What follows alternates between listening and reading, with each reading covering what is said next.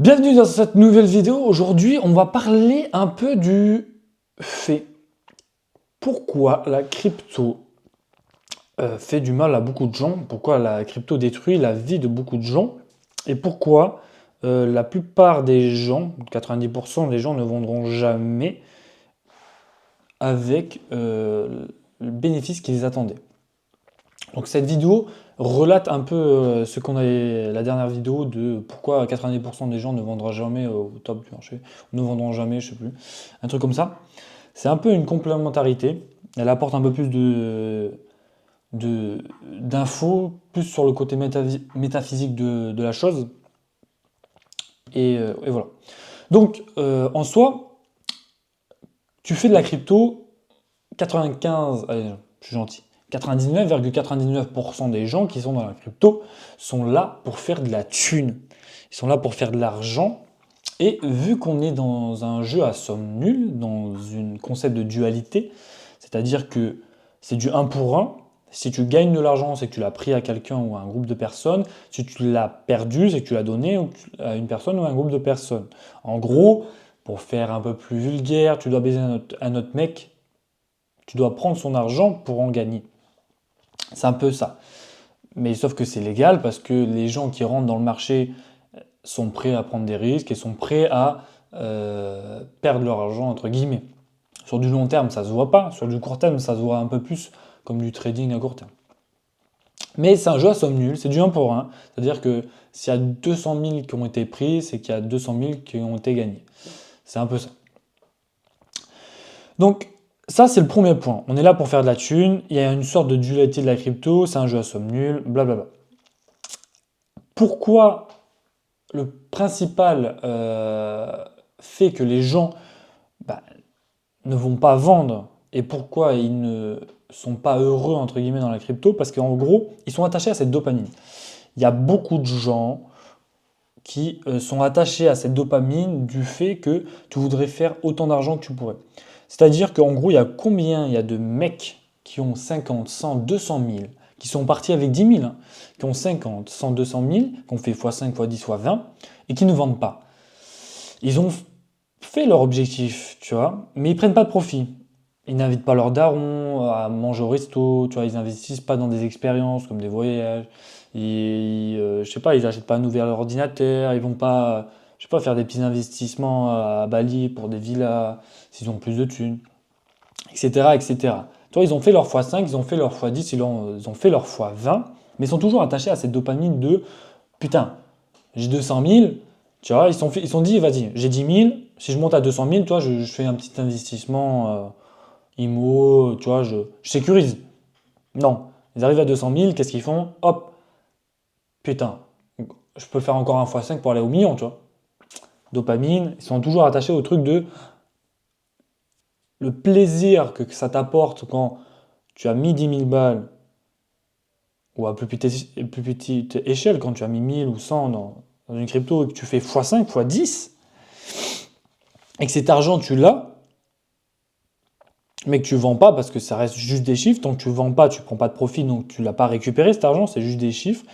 Tant que tu l'as pas pris au marché, tant que tu n'as pas pris la liquidité au marché et que tu l'as converti en USDT ou en euros, après, de toute façon, à faire avec les impôts, mais tant que tu l'as pas converti, eh bien, tu as toujours ce truc de dopamine à longue échelle et ce truc de putain, je peux encore faire plus, je peux encore faire plus. Toi, tu manques de ce truc.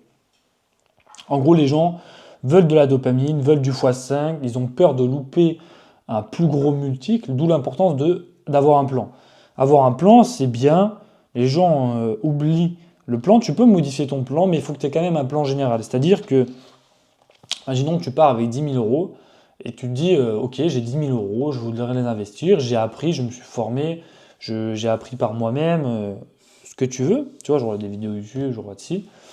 Et tu te dis, ok, donc là j'ai investi dans tel coin, j'ai investi dans tel truc. Et tu vois, donc on va dire que toi, tu es en 2023, là on est en 2025, donc tu fais ton petit x5, ton x10, je sais pas, tu as investi sur des bons trucs, sur Solana, sur ci, sur Mi, et tu vois, tu continues. Si ton objectif c'était de passer de 10 à 100 000, tu as fait ton x10, et tu t'es dit, vas-y, il faut que je prenne au moins 50% de profit, bah, tu les prends, tu vois. Tu règles ton plan. Tu peux modifier un peu ton plan, tu vois. Donc, dire, ok, ça, je vais peut-être le reconvertir dans d'autres cryptos et réajuster le tir, mais il faut que ça reste sensé. Il faut que ça reste, ouais, faut que ça reste sensé, quoi. Il faut que tu suives ton plan. Parce que si tu te dis, ok, j'ai fait mon x10, donc j'ai pris 100 000, et qu'après, tu te dis, oh non, mec, je peux encore faire x5, je prends un demi-million, ouais, tu peux. Mais tu peux aussi tout perdre, tu vois. Parce que tu peux vendre au pire moment, tu peux être toujours dans ce truc de oh, j'ai besoin de dopamine, non, j'ai besoin de x5, j'ai besoin de.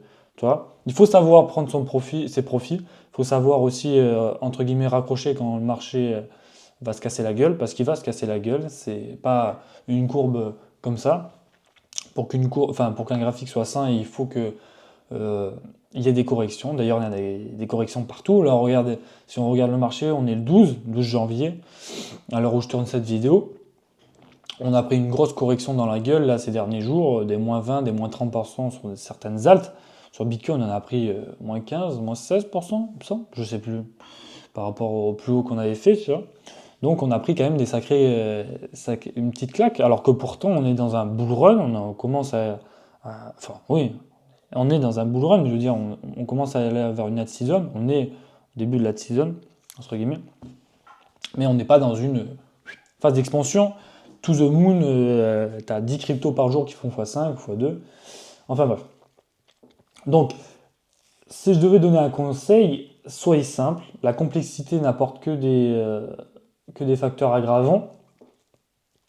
À chercher à trop être complexe, à chercher à trop mettre des indicateurs sur des graphiques, à mettre des trucs, des si. Je connais, il y a un gars, si vous suivez sur YouTube, vous tapez, il a fait des podcasts avec le Crypto Daily, il me semble. Il s'appelle Aztec Capital. Ce gars, mais est un des plus gros traders sur Bybit et sur Binance. Il a des positions à 100 ou 200 millions, un truc comme ça, quand il trade. Des grosses positions, on parle du plus gros trader, quoi. Et ce gars ne regarde pas un graphique. Il l'a dit en vidéo, vous pouvez le regarder. Il ne regarde pas un graphique. Tu vois? Donc ça montre aussi l'impact que, déjà de un, que tu es obligé d'avoir un graphique pour faire de l'argent, mais que aussi lui, il regarde beaucoup le sentiment du marché. Il marche aussi beaucoup à l'intuition. L'intuition, ça se travaille, hein. C'est beaucoup de paris. Enfin bref, bon, là je me disperse un peu. Mais c'est pour comprendre aussi qu'il faut rester simple. Tu vois?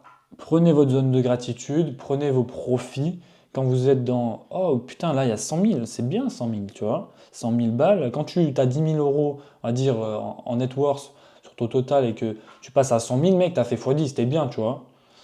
Moi j'ai des bons objectifs, tu vois? L'argent que j'ai pu faire, c'est bien, mais c'est vrai que c'est très dur à visualiser et à comprendre parce que beaucoup de gens euh, vont, et même moi, se dire oh putain, t'es jamais heureux de l'argent que tu feras. Que tu gagnes 10, 20, 50, 100 000 euros par mois, par an, 1 million, que sais-je. Il faut vraiment apprendre à mettre son ego de côté, c'est-à-dire parce que c'est la partie de l'ego qui fait que tu n'es jamais heureux entre guillemets de l'argent que tu fais.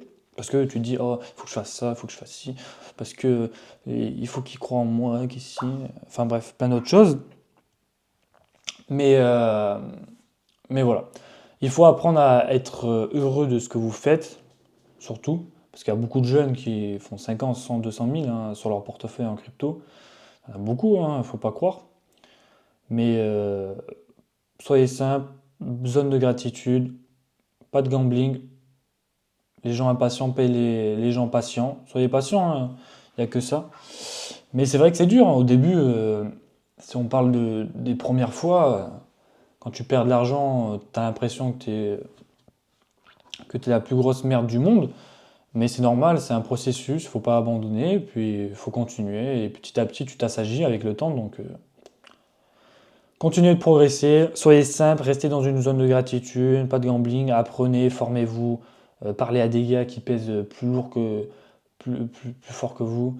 Dans le monde de la crypto, c'est très facile de parler à des gars qui pèsent des millions. Alors, tu vas pas envoyer un message, on va pas te répondre dessus, tu vois.